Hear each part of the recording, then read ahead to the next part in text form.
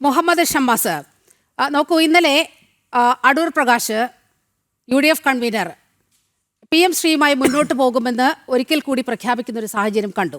ഇനി സ്കൂളുകൾ തിരഞ്ഞെടുക്കാൻ മാത്രമേ ബാക്കിയുള്ളൂ എന്ന കാര്യവും പറഞ്ഞു. തൊട്ടുപുറകെ PK കുഞ്ഞാലിക്കുട്ടി ഇതിനെതിരെ രംഗത്ത് വന്നു. അങ്ങനെ UDF-ൽ അത്തരത്തിൽ ഒരു ചർച്ച പോലും നടന്നിട്ടില്ല എന്ന് പറഞ്ഞ് PK കുഞ്ഞാലിക്കുട്ടി രംഗത്ത് വരുന്നു. തൊട്ടുപുറകെ അടൂർ പ്രകാശ് സ്വാഭാവികമായും ആ നിലപാട് മാറ്റി. ഇത് എന്താണ് ശരിക്കും ഈ PM ശ്രീയിൽ നിങ്ങളുടെ പ്രശ്നം എന്നാണ് ചോദിക്കുന്നത്. LDF-ന്റെ പ്രതിനിധിയോടും നമ്മൾ ചോദിച്ചുകൊണ്ടിരുന്നത് അതേ ചോദ്യമാണ്. എന്താണ് PM ശ്രീയിൽ നിങ്ങളുടെ പ്രശ്നം? അല്ല, ഇവിടെ വളരെ കൃത്യമായി ഏത് അജണ്ടയുടെ അടിസ്ഥാനത്തിലാണ് PM ശ്രീ പദ്ധതി രാജ്യത്ത് നടപ്പിലാക്കുന്നതെന്നും എന്താണ് അതിലൂടെ കേന്ദ്ര ഗവൺമെന്റും കൃത്യമായി കേന്ദ്ര വിദ്യാഭ്യാസ മന്ത്രാലയവും എല്ലാം ഒളിച്ചു കടത്താൻ ശ്രമിക്കുന്നതെന്നും NIP-യുടെ ഭാഗമായിട്ടുണ്ടാകുന്ന നടപടികൾ എന്താണെന്നൊക്കെ നല്ല ബോധ്യം ഈ നാട്ടിലെ പൊതുസമൂഹത്തിനുണ്ട്. വളരെ കൃത്യമായി ഈ രാജ്യത്തിന്റെ ചരിത്രത്തെ ഉൾപ്പെടെ വളച്ച് ഒടിക്കാൻ കൃത്യമായ ചില രാഷ്ട്രീയ അജണ്ടകൾ വിദ്യാഭ്യാസ മേഖലയിൽ നടപ്പിലാക്കുന്നതിന് വേണ്ടിയുള്ള തീരുമാനത്തിന്റെ ഭാഗമായാണ് ഈ NIP ഉൾപ്പെടെയുള്ള പദ്ധതികൾ നടപ്പിലാക്കുന്നതും അതിന്റെ ഭാഗമായി PM ശ്രീ ഉൾപ്പെടെയുള്ള പദ്ധതികൾ വിവിധ സംസ്ഥാനങ്ങളിൽ ഇംപ്ലിമെന്റ് ചെയ്യുന്നതും. അതുകൊണ്ടാണ് തുടക്കം മുതൽ ഈ വിഷയത്തിൽ ഒരു എതിർപ്പുമായി ഇതിന്റെ ആശങ്ക രേഖപ്പെടുത്തിക്കൊണ്ട് മുന്നോട്ട് പോകേണ്ട സാഹചര്യം ഉണ്ടായത്. അതിൽ കേവലം ഒരു ചില സംസ്ഥാനങ്ങളിൽ ഉൾപ്പെടെ സമ്മർദ്ദത്തിലാക്കി അത് ഒപ്പിടിക്കണമെന്നുള്ള വാശിയും അത്തരം ചില നിർബന്ധ ബുദ്ധിയൊക്കെ എന്തിനു വേണ്ടിയിട്ടാണ് എന്നതും സംശയം കൂടുതൽ ജനിപ്പിക്കുന്ന കാര്യം തന്നെയാണ്. കേരളത്തിൽ കഴിഞ്ഞ ഇടതുപക്ഷ സർക്കാരിനെ എത്രത്തോളം തന്ത്രപരമായ നീക്കങ്ങൾ ഉപയോഗിച്ചിട്ടാണ് എന്തൊക്കെ അഡ്ജസ്റ്റ്മെന്റ് ഞാൻ ഇടയ്ക്ക് ഒരു ചോദ്യം അങ്ങയോടൊന്ന് ചോദിച്ചോട്ടെ. ഈ ഹിമാചലിലും കർണാടകയിലും തെലങ്കാനയിലും നിങ്ങൾ നേരത്തെ ഭരിച്ചിരുന്ന രാജസ്ഥാനിലുമൊക്കെ എന്ത് സമ്മർദ്ദത്തിന്റെ പേരിലാണ് അങ്ങനെ PM ശ്രീയിൽ ഒപ്പിടാൻ നിങ്ങൾ നിർബന്ധിതരായത്? അങ്ങനെ ഒരു സമ്മർദ്ദത്തിന്റെ പേരിൽ നിങ്ങൾ ഒപ്പിട്ടുവെങ്കിൽ ഒരു ചോദ്യം കൂടി ഞാൻ ചോദിച്ചു കൊള്ളട്ടെ. താങ്കൾ പറയുന്ന ഈ അപ്രിയ സത്യങ്ങൾ അവിടുത്തെ കുട്ടികളെ പഠിപ്പിക്കുന്നുണ്ടോ? അത്തരത്തിൽ ഏതെങ്കിലും വിധത്തിലുള്ളൊരു പരാതി അവിടുത്തെ കുട്ടികളിൽ നിന്നോ രക്ഷകർത്താക്കളിൽ നിന്നോ അല്ലെങ്കിൽ അധ്യാപകരിൽ നിന്നോ നിങ്ങളുടെ സർക്കാരിൽ നിന്ന് പോലോ ഇത്തരത്തിൽ PM ശ്രീ ഇത് അരുതാത്തതാണ്, രാജ്യത്തിന്റെ അഖണ്ഡതയ്ക്ക് ചേരുന്നതല്ല എന്നുള്ള ഒരു വിമർശനവും ഇതുവരെ ഉണ്ടായിട്ടില്ലല്ലോ ശ്രീ മുഹമ്മദ് ഷമ്മാസ്? അല്ല, ഏതെങ്കിലും ഈ പറഞ്ഞ കർണാടകത്തിലും ഹിമാചലിലും ഈ പറഞ്ഞ സ്ഥലങ്ങളിലൊന്നും കോൺഗ്രസ് ഭരിക്കുന്ന ഘട്ടത്തിലല്ല, രാജസ്ഥാനിൽ മാത്രമാണ് മറിച്ചൊരു സാഹചര്യം ഉണ്ടായത്. അവിടുത്തെ ഒരു സാഹചര്യത്തെ കുറിച്ച് കൃത്യമായ ബോധ്യം. ഇതൊരു പൊതുവിഷയം, ഇതിന്റെ അപകടം നമുക്ക് തിരിച്ചറിയുന്ന ഏത് ഘട്ടത്തിലാണ്? ഇതിലിപ്പോ കേരളത്തിൽ തന്നെ ഇതൊരു വിഷയമായി നിലനിൽക്കുന്നത്. ഒന്ന് ചൂണ്ടിക്കാണിക്കാമോ, എന്താണ് അപകടം? അല്ല, ഈ PM ശ്രീ പദ്ധതി നടപ്പിലാക്കുന്നത് എന്താണ്? ഇത് നടപ്പിലാക്കിയേ തീരൂ, ഇതൊരു മാറ്റം പരിഷ്കരണം എന്നുള്ളൊരു ഈ പറഞ്ഞ സമ്മർദ്ദത്തിനുൾപ്പെടെ ഭീഷണിയുടെ പുറത്ത്, അല്ലെങ്കിൽ ഇത് നടപ്പിലാക്കിയില്ലെങ്കിൽ നിങ്ങളെ മറ്റ് ഫണ്ടുകൾ വിദ്യാഭ്യാസ മേഖലമായി നൽകില്ല. ഭീഷണിപ്പെടുത്തിയത് താങ്കൾ ഒരു ചർച്ചയിൽ പങ്കെടുക്കുമ്പോൾ വളരെ ഗുരുതരമായ ഒരു ആരോപണമാണ് ഉന്നയിക്കുന്നത്. ഭീഷണികളുടെ പുറത്ത്, സമ്മർദ്ദത്തിന്റെ പുറത്ത് ഇങ്ങനെ നിങ്ങൾ ഭരിക്കുന്ന സംസ്ഥാനങ്ങളിലൊക്കെ ഇങ്ങനെ ഒപ്പ് ഇടേണ്ടി വന്നു എന്ന് താങ്കൾ പറയുമ്പോൾ കാരണങ്ങളൊന്നും ചൂണ്ടിക്കാട്ടേണ്ടതില്ല. അല്ലാതെ ഞങ്ങൾ കർണാടകയിൽ ഞങ്ങൾ ഭരിക്കുന്ന സമയത്തല്ല ഈ കരാറിൽ ഒപ്പിട്ടിട്ടുള്ളത്. ഈ ഹിമാചലിൽ ഞങ്ങൾ ഭരിക്കുന്ന സമയത്തല്ല, ഞങ്ങൾ അധികാരത്തിന്റെ സമയത്തല്ല ഈ കരാറിൽ ഒപ്പിട്ടിട്ടുള്ളത്. എങ്കിൽ നിങ്ങൾക്ക് അപ്രിയമാണെങ്കിൽ, നിങ്ങൾക്ക് അപ്രിയമായ സംഗതിയാണെങ്കിൽ അതിൽ നിന്ന് പിന്മാറാനുള്ള അവകാശവും ഉണ്ടായിരുന്നല്ലോ. അല്ല, നിങ്ങൾ ഇതിനകത്ത് അവിടെ അതേ സമാനമായി ഈ ചോദ്യം തന്നെയാണ് ഇപ്പൊ കേരളത്തിലെ സ്ഥിതിവിശേഷത്തിലേക്കും കാര്യങ്ങൾ ചെന്നെത്തിയിരിക്കുന്നത്. കഴിഞ്ഞ LDF ഗവൺമെന്റ് ഇതിനകത്ത് ഒപ്പിട്ടു. വളരെ കൃത്യമായി ഒരു ആസൂത്രിതമായ നീക്കത്തിന്റെ ഫലമായി തന്നെ ഈ PM ശ്രീ പദ്ധതിയിൽ സ്വന്തം ഘടകകക്ഷികളിലുള്ള ആളുകൾ പോലും അറിയാതെ ഒളിച്ചുപോയി ഒപ്പിടുന്ന സാഹചര്യം ഉണ്ടായി. അത് ഏറ്റവും ഒടുവിൽ ഇപ്പോ അതൊരു വലിയ വിവാദത്തിലേക്കും ഒപ്പിട്ടു എന്ന് പറയുന്നത് ഒപ്പിട്ടിട്ടില്ല എന്നുള്ളത് ഇന്ന് കേന്ദ്രമന്ത്രി MOU-ലാണ് ഒപ്പിട്ടത്. അതിന്റെ സംസ്ഥാനം വാങ്ങിയിട്ടില്ല.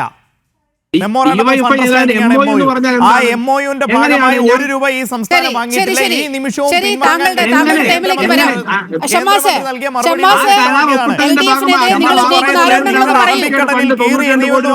ഇപ്പോഴും കീറി എറിയാമെന്നാണ് കേന്ദ്രമന്ത്രി പറഞ്ഞത്.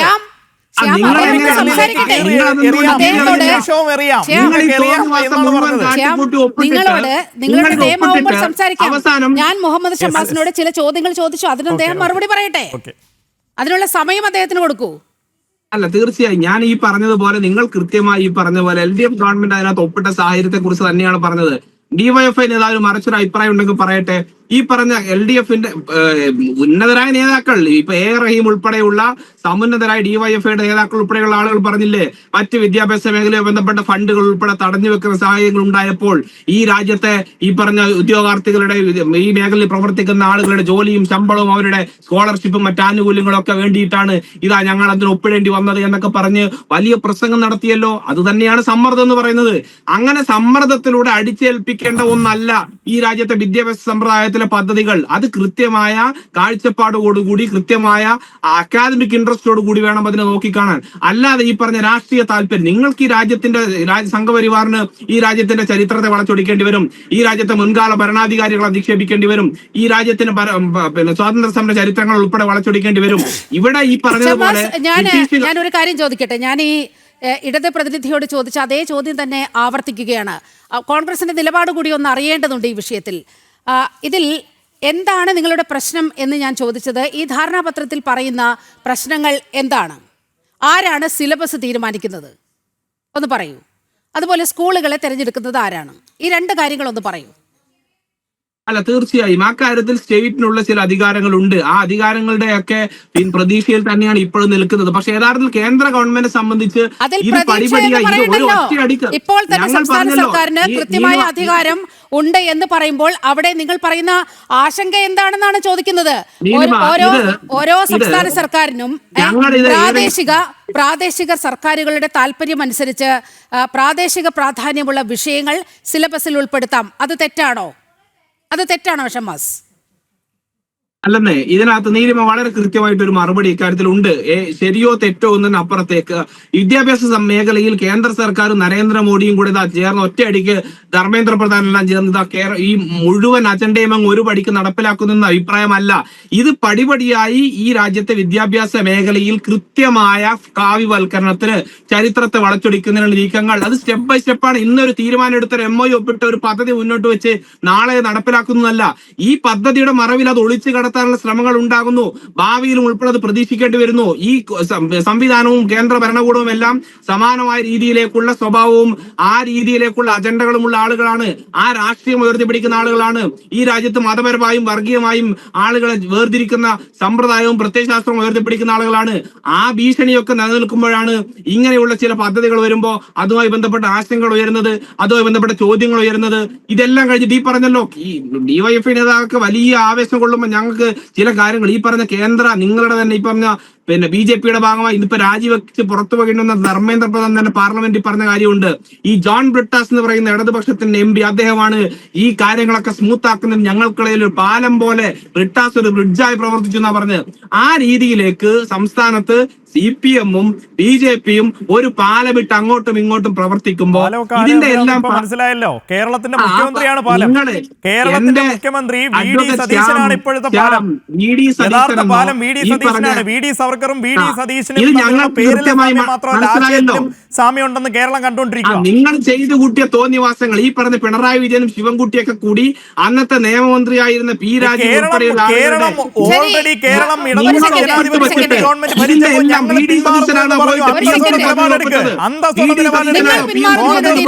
വെല്ലുവിളിക്കുകയാണ്. ഞങ്ങൾ നടപ്പിലാക്കുന്നില്ല. PM ശ്രീയിൽ നിന്ന് പിന്മാറുന്നു എന്ന് പറയുന്ന ഒരു തീരുമാനം നിങ്ങൾ എടുത്തിട്ടുട്ടോ? ഞങ്ങൾ നടപ്പിലാക്കുന്നില്ല എന്ന് തീരുമാനിച്ചു. നടപ്പിലാക്കുന്നില്ല എന്നല്ലല്ലോ, ക്യാപ്റ്റൻ അബയൻസ് എന്ന് പറഞ്ഞാൽ അത് വിഡ്രോ ചെയ്യുന്നു എന്നല്ല. താങ്കൾ തെറ്റിദ്ധരിപ്പിക്കരുത്.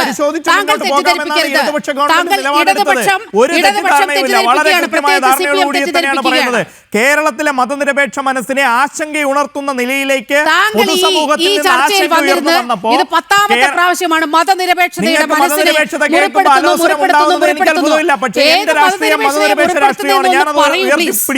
എന്റെ രാഷ്ട്രീയം മതനിരപേക്ഷ രാഷ്ട്രീയമാണ്, ഞാനത് ഉയർത്തിപ്പിടിക്കും. നിങ്ങൾക്ക് മതനിരപേക്ഷത എന്ന് കേൾക്കുമ്പോൾ അലോസരം ഉണ്ടാവുന്നത് നിങ്ങളുടെ രാഷ്ട്രീയം. അതിലേക്കൊന്ന് വരേണ്ടതുണ്ട്. ഷമ്മാസ്, കൃത്യമായി ഇന്ന് പറഞ്ഞിട്ടുണ്ടല്ലോ, ഈ കരാറിൽ നിന്നൊക്കെ പിന്മാറാൻ വളരെ കൃത്യമായ പ്രൊവിഷൻ അവിടെയുണ്ട്. അങ്ങനെ പിന്മാറിയാൽ PM ശ്രീയുമായി ബന്ധപ്പെട്ട ഫണ്ട് ലഭിക്കില്ലെന്നേ ഉള്ളൂ എന്ന് പറഞ്ഞിടത്താണ് ഇപ്പോൾ നോക്കൂ, ഞങ്ങൾ പിന്മാറി എന്ന് പറഞ്ഞ് വീരവാദം മുഴക്കുന്നത്. ക്യാപ്റ്റൻ അബയൻസും വിഡ്രോവലും തമ്മിൽ വ്യത്യാസമുണ്ട്. അതെങ്കിലും മനസ്സിലാക്കേണ്ടത്. നിങ്ങൾക്കും അതിൽ പിന്മാറാനുള്ള സാഹചര്യം ഉണ്ടായിരുന്നല്ലോ. നിങ്ങൾക്ക് ഇത്ര വലിയ ആശങ്ക PM ശ്രീയുടെ കാര്യത്തിൽ ഉണ്ടായിരുന്നെങ്കിൽ നിങ്ങൾക്കും പിന്മാറാനുള്ള അവകാശമൊക്കെ ഉണ്ടല്ലോ. അല്ല, ഞങ്ങൾ ഈ സംസ്ഥാനത്ത് അധികാരത്തിൽ വന്നിട്ട് ഈ പറഞ്ഞ 2 മാസം പൂർത്തിയാകുന്ന ഘട്ടത്തിലാണ് നിലനിൽക്കുന്നത്. ഞങ്ങൾക്ക് ഈ പറഞ്ഞ MOയുമായി ബന്ധപ്പെട്ട കാര്യം അതൊക്കെ പബ്ലിക് ഡൊമൈനിലുള്ള കാര്യമാണ്. MOU ഈ പറഞ്ഞ ഇവർ ഒളിച്ചൊപ്പിട്ടതാണെങ്കിലും പൊതുസമൂഹത്തിന് മുമ്പിൽ വന്ന കാര്യങ്ങളാണല്ലോ.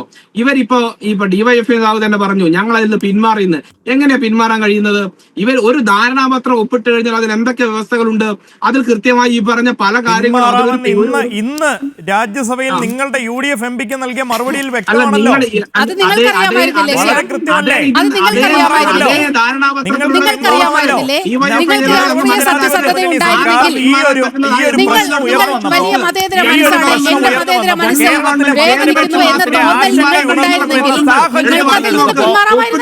വളരെ കൃത്യമായി ഞങ്ങൾ നിലപാട് പറഞ്ഞല്ലോ. അങ്ങനെ ആശങ്ക ഉയർന്നു വരുന്ന ഒരു സാഹചര്യത്തിൽ നടപ്പിലാക്കുന്നില്ല. പക്ഷെ നിങ്ങൾ എന്താണ് പറയുന്നത്? ഒരു നിബന്ധനയും ഞങ്ങൾ പാലിക്കുന്നു. എല്ലാ നിബന്ധനകളും ചൊല്ലി ഈ രാഷ്ട്രീയ വിവാദങ്ങൾ ഉണ്ടാക്കുന്നതിന് പിന്നിലെ രാഷ്ട്രീയം കൂടി നമുക്ക് പറഞ്ഞു പോകണം.